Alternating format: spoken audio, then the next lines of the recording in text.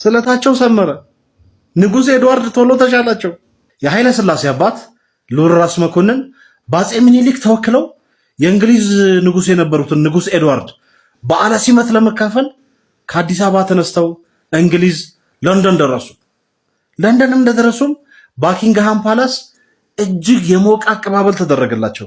ከኢትዮጵያ ሄደው ልዑካን ቡድንም በልዑል ራስ መኮንን የተመራው አቤት አለባበስ፣ አቤት ሞገስ፣ ሰው በአድናቆት ነበር ሲመለከታቸው የነበረው።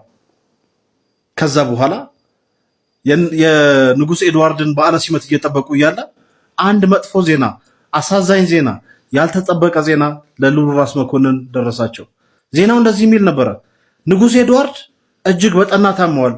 በመሆኑም በዓለ ሲመቱ በተወሰነለት ጊዜ መካሄድ አይችልም የሚል ነበረ። ልዑል ራስ መኮንንና ልዑካን ቡድናቸው እጅግ በጣም ደነገጡ። ምን ይባላል አሁን ከኢትዮጵያ ተነስተን እዚህ ለንደን እንግሊዝ ደርሰን በዓለ ሲመቱን ሳንካፈል ወደ ኢትዮጵያ ብንመለስ ምንድነው እንባለው? ስማችን ይጎድፋል። እነዚህ ገደቢሶች፣ ኮቴ ደረቆች እንባላለን፣ መሳቂያ መሳለቂያ እንሆናለን በሹማምንቱ ዘንድ ብለው ሐሳብ ገባቸው። ስለዚህ መፍትሄው እንደ ሀገራችን ባህል ንጉሥ ኤድዋርድ ከህመማቸው ቶሎ እንዲያገግሙ ስለት እንሳል ብለው ተመካከሩ። በመሆኑም ለንደን በሚገኘው ዌስት ሚኒስትር አብ የሚባለው ቤተክርስቲያን ሄዱና ስለት ተሳሉ። እግዚአብሔር አምላክ ሆይ ንጉሥ ኤድዋርድ ቶሎ እንዲሻላቸው አድርግልን፣ የወርቅ መስቀልን እናስገባለን ብለው ተሳሉ። ስለታቸው ሰመረ።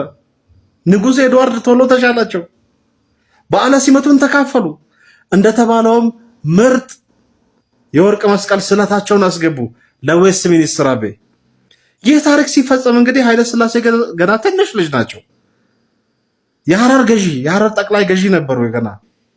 ከዛ በኋላ ኃይለ ሥላሴ ከጊዜ በኋላ ንጉሥ ሆኑና እንግሊዝ ለንደን ተጋብዘው ሄዱ።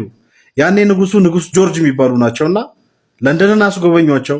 ዌስት ሚኒስትር አቤ ቤተክርስቲያን ይዘዋቸው ሄዱና አባታቸው ያኔ የሰጡትን የወርቅ መስቀል አሳያቸው።